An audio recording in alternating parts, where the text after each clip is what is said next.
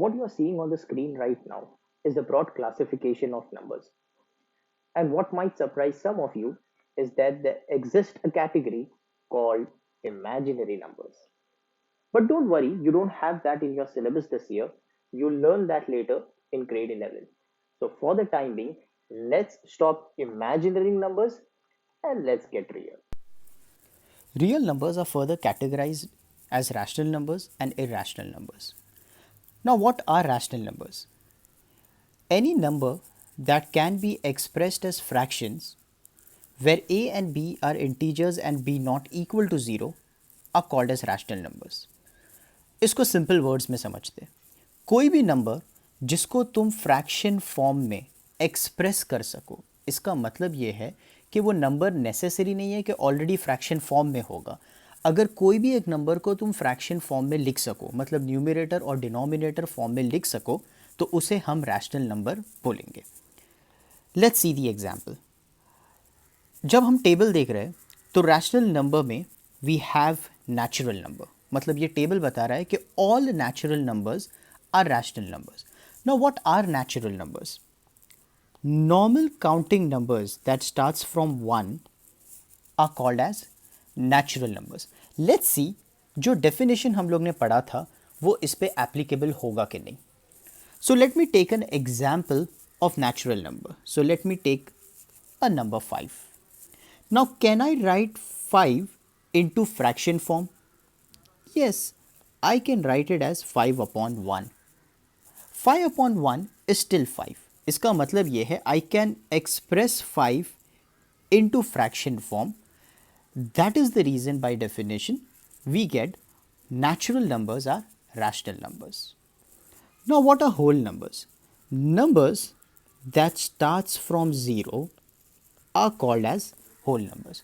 तो जो जो कॉन्सेप्ट हम लोग ने नेचुरल नंबर के लिए यूज़ किया था वो एग्जैक्ट सेम कॉन्सेप्ट हम लोग होल नंबर्स के लिए यूज़ करेंगे। इसका मतलब क्या है? If you take any whole number, let me take zero only, okay, you can take any number, let me take 0.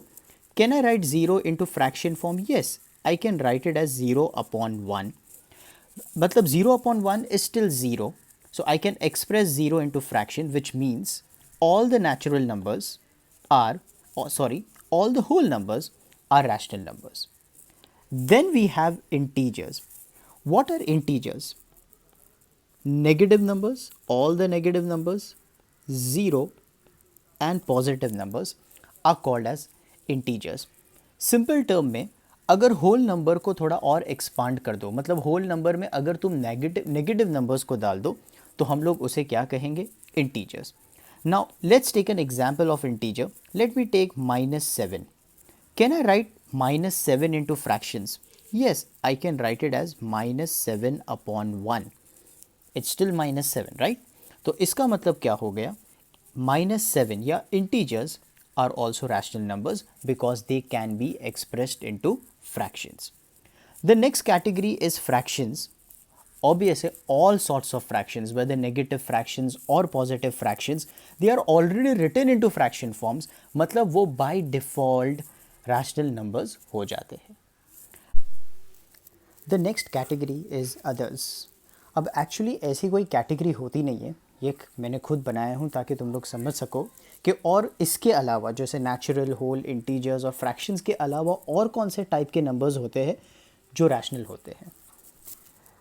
I guess you have heard of perfect square root. ठीक है, ये तुम सब ने सुना होगा।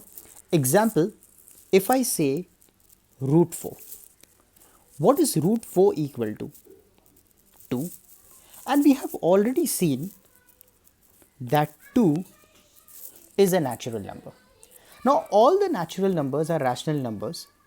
That means √4 is also a rational number. Are you getting it? Because √4 is equals to 2. 2 can be written into fractions. That is why √4 is a rational number. You can even take √25, √36, √49. All these perfect square root numbers will give you a natural number. And since natural numbers are rational numbers, therefore all the perfect square root numbers are rational numbers. Next category is decimal numbers. Now decimal numbers में we can classify decimal numbers into two types. एक होता है terminating decimal numbers and the next one is non-terminating decimal numbers. Terminating decimal numbers क्या होते हैं? जिसका decimal के बाद बेसिकली अगर उसको सिंपल भाषा में समझो तो वो रिकरिंग नहीं होते, वो चलते नहीं जाते.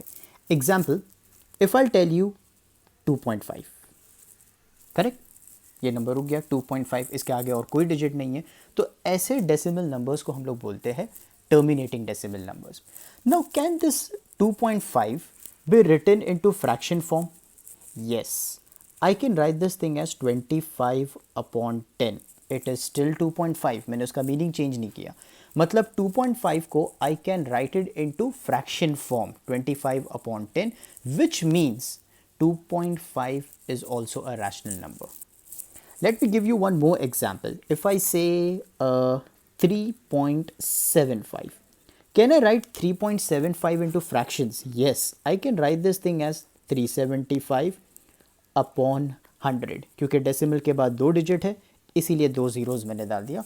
तो 3.75 is equal to 375 upon 100, which means I can write that decimal into fractions, which makes 3.75 a rational number.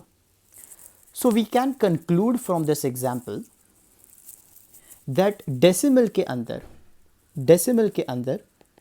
all the terminating decimals are rational numbers. Fine. Now numbers that do not end are called as non-terminating decimals. For example, if I'll say 0.3333 and so on, or 0.272727, so on, or we can even take 3.142857 and so on. तो ये जितने भी numbers हैं जो ख़त्म नहीं हो रहे, जो चलते ही जा रहे, ऐसे नंबर्स को हम लोग बोलते हैं नॉन टर्मिनेटिंग. अब उस नॉन टर्मिनेटिंग में से भी if you observe the 3 examples which I have given you, इसमें से जो शुरू के 2 एग्जाम्पल्स हैं उसमें डेसिमल के बाद नंबर्स रिपीट हो रहे हैं. There is a fix pattern, जैसे कि पॉइंट के बाद 3333 या पॉइंट के बाद 272727. तो ऐसे नंबर्स को हम लोग बोलते हैं रिकरिंग डेसिमल्स, क्योंकि एक फिक्स नंबर रिपीट हो रहा है. और जो थर्ड एग्जाम्पल मैंने दिया हूं जिसके अंदर डेसिमल के बाद अगर तुम देखोगे तो कुछ रिपीट नहीं हो रहा है, there is no fix pattern, तो ऐसे को हम लोग बोलते हैं नॉन रिकरिंग डेसिमल्स. फाइन. अब ये कैटेगरी क्यों, मतलब नॉन टर्मिनेटिंग में रिकरिंग और नॉन रिकरिंग मुझे क्यों जानना था? क्योंकि इसमें भी रैशनल और इरैशनल का कॉन्सेप्ट है. वो कैसे? अब जैसे ये डेसिमल नंबर था 3.75, क्योंकि ये टर्मिनेटिंग था तो मुझे पता है कि डेसिमल के बाद 2 डिजिट है तो I put 2 zeros. Problem with recurring is that मुझे मालूम ही नहीं है कि ये कहाँ ख़त्म होगा. इनफैक्ट ये ख़त्म ही नहीं हो रहा है, तो मुझे कैसे पता चलेगा लाइक 333 अपॉन क्या? बिकॉज इफ़ 2 डिजिट्स आ जाए तो 2 zeros, डेसिमल के बाद 1 डिजिट है तो वी पुट 1 0. बट यहाँ डेसिमल के बाद ये नॉन टर्मिनेटिंग है तो इसको अपॉन में मैं लिख सकता हूँ कि नहीं? तो ये समझने के लिए लेट्स यूज़ अ कैलकुलेटर. तो सपोज इफ आई से 1/3. So what is 1/3? It is 0.33333. Actually यहाँ पे वो रुक गया है, वो इसीलिए बिकॉज डेसिमल्स के बाद सिर्फ 6 डिजिट्स तक की लिमिट है, बट एक्चुअली देखने जाओगे तो ये 3 चलते ही जाता है. So it simple terms 1/3 or 0.3333 can be written into fractions, and that is equals to 1 upon 3. So it means 0.3333 can be written into fractions. Matlab 0.33333 is a rational number. Now what about 0.272727? Let's use a calci again for this. If I say 3 divided by 11, what answer will I get? Yeah, that's equal to 0.272727. तो इससे conclusion हम लोग को ये मिलता है कि अगर डेसिमल के बाद डिजिट्स रिपीट होते हैं, मतलब कुछ ना कुछ तुम्हें पैटर्न दिखता है, तो ऐसे नॉन टर्मिनेटिंग डेसिमल्स भी रैशनल नंबर होते हैं. ठीक है, समझे?